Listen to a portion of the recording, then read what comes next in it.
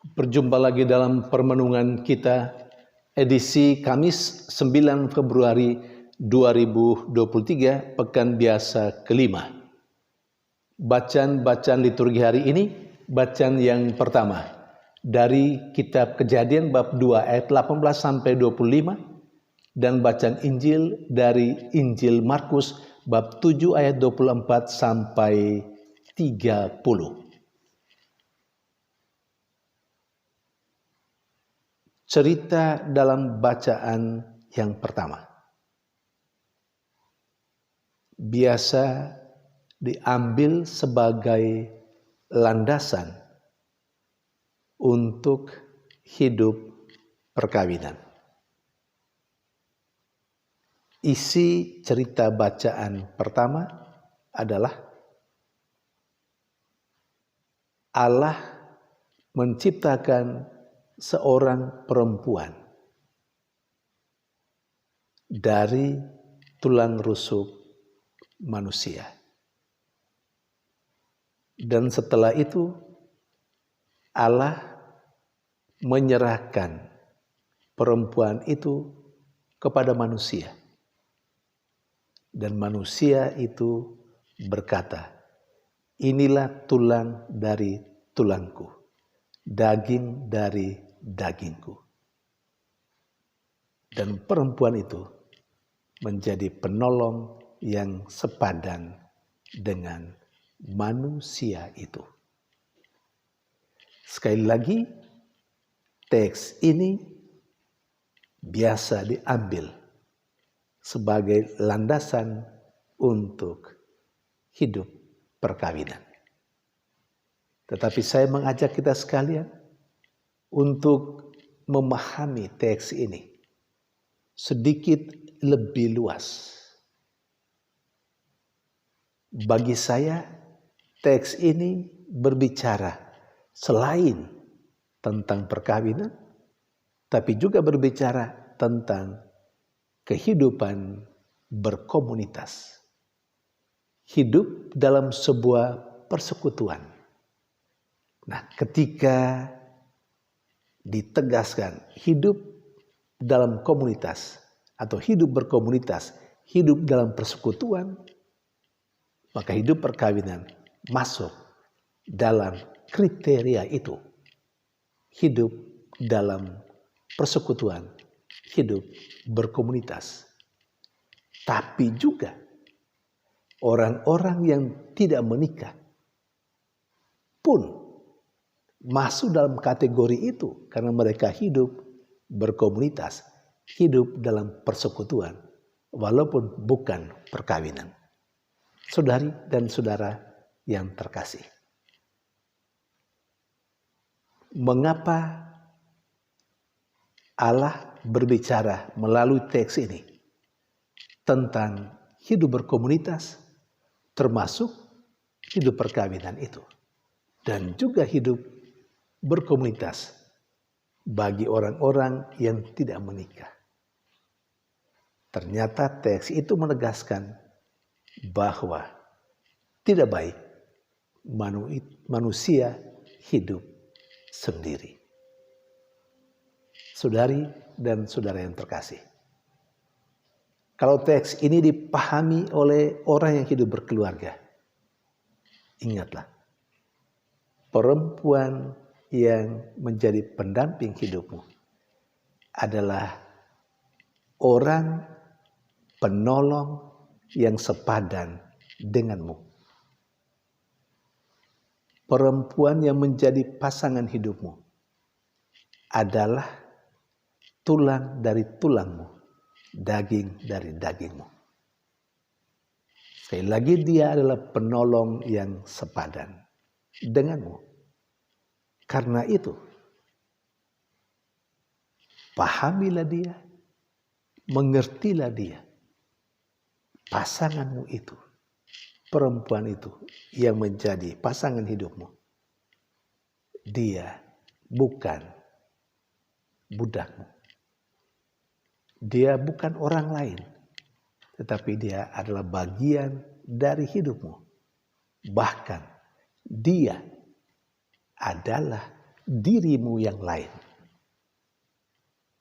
Saudari dan saudara yang terkasih, karena itu berilah hormat yang pantas dan wajar bagi pasanganmu.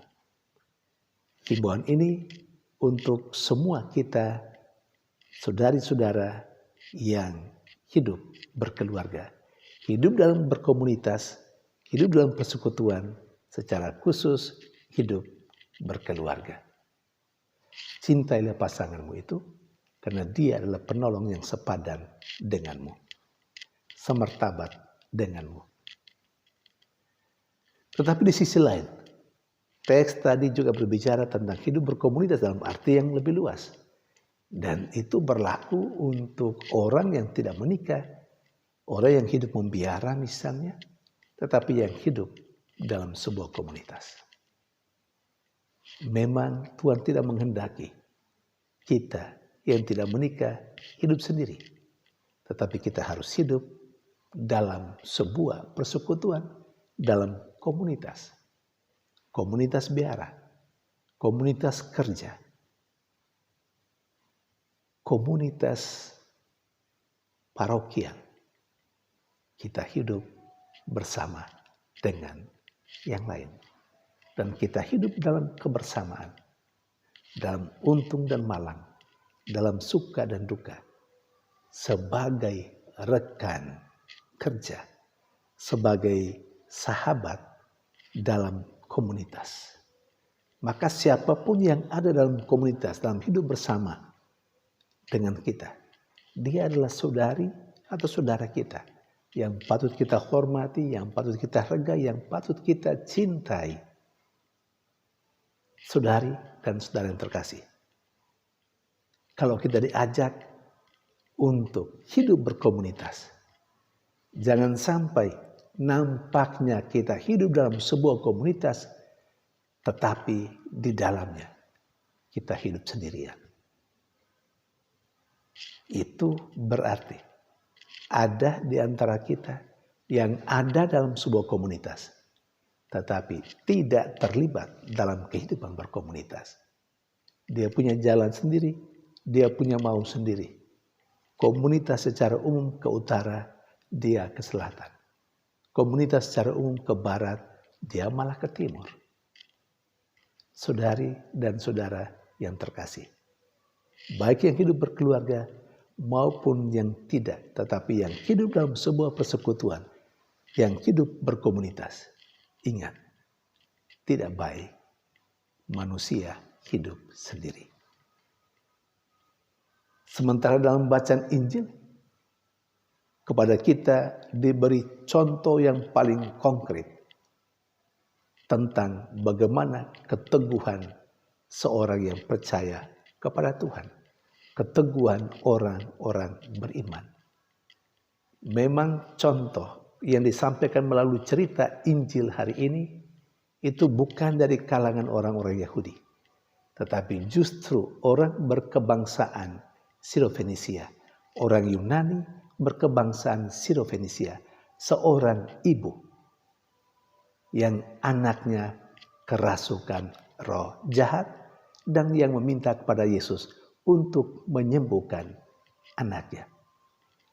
Ketika dia bersujud dan dia mengharapkan atau dia memanjatkan doa itu kepada Yesus, jawaban Yesus memang di luar dugaan kita semua barangkali, terutama ibu yang bersangkutan yang diceritakan dalam bacaan Injil hari ini. Memang secara sepintas kelihatan kedengarannya sangat kasar. Biarkanlah anak-anak itu memakan roti. Tidak pantas roti yang disediakan untuk anak-anak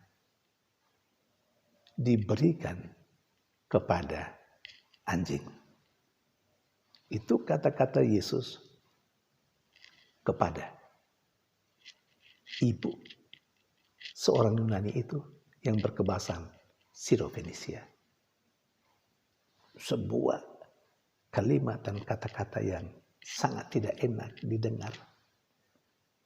Tapi apa reaksi ibu itu? Apa dia ngambek? Lalu dia pulang? Tidak mau berjumpa lagi dengan Yesus? Tidak. Kenapa? Ibu itu kok mati-matian ada di situ? Karena dia sedang berjuang dan bergejolak dalam hatinya. Dia berjuang karena dia mau supaya anaknya hidup. Anaknya memperoleh kesembuhan. Anaknya dibebaskan dari kekuatan roh yang jahat. Hal inilah yang membuat ibu berkebangsaan Siro-Fenisia, seorang Yunani itu, bertahan di hadapan Yesus sekalipun dia mendengarkan kata-kata Yesus yang rasanya kasar. Tetapi tujuannya datang pada Yesus itu mengalahkan segala tantangan ataupun kesulitan yang dia hadapi. Bagi dia, kesembuhan anaknya itu yang terpenting. Tidak peduli apa kata Yesus kepadanya. Karena itu, menjawab kata-kata Yesus itu, ibu itu berkata, memang benar Tuhan, tetapi anjing pun makan remah-remah yang dijatuhkan anak-anak dari mejanya. Kata-kata itulah yang membuat Yesus menyembuhkan anak perempuan itu. Saudari dan saudara yang terkasih, apa yang diceritakan dalam bacaan Injil ini terkadang atau mungkin banyak kali menggambarkan kehidupan beriman kita. Yang pertama, orang yang kelihatan sangat percaya kepada Tuhan itu terkadang bukan datang dari kalangan orang yang memang mengimani Yesus, mengimani Tuhan. Terkadang iman yang hebat kepada Tuhan yang kita imani itu justru datang dari orang yang lain, yang tidak termasuk dalam kelompok orang yang percaya kepada Kristus, yang tidak termasuk mungkin kelompok Kristiani, tetapi orang di luar dari kita lebih percaya kepada Yesus. Sama seperti perempuan itu, bukan seorang Yahudi, tetapi ia orang Yunani berkebangsaan Siro-Fenisia. Yang kedua, lebih lagi, dia memiliki ketegaran, kekokohan, keyakinan. Dia tidak peduli apa kata Yesus kepadanya. Dia tidak ngambek karena itu. Karena yang mau dia raih adalah keselamatan dan kesembuhan anaknya. Tujuannya itulah yang membuat dia bertahan. Bagi kita, apakah iman kita persis seperti perempuan Yunani berkebangsaan Siro-Fenisia itu? Atau iman kita sangat kerdil dan kekanak-kanakan? Karena terkadang kita ngambek ketika kita mendapat tantangan dan kesulitan. Ketika kita merasa Tuhan tidak mendengarkan kita, tidak menjawab doa-doa kita. Atau ketika dalam arti tertentu orang-orang yang seharusnya menghadirkan Allah kadang-kadang mengkritisi kita dengan sangat tajam.